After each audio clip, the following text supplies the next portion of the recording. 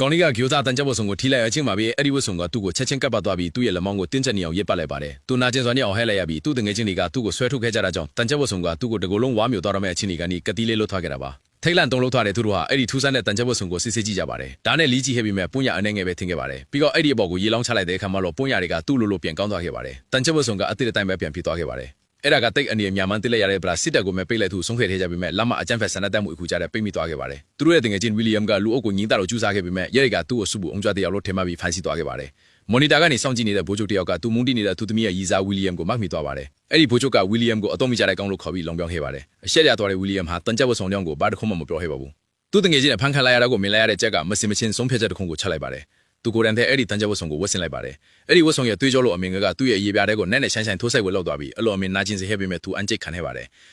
ရုပ်ရည်တဲ့ဆိုလိုပဲမယုံနိုင်တဲ့စွမ်းအားတွေကသူတကူလုံးကိုစီးဆင်းလာခဲ့ပါတယ်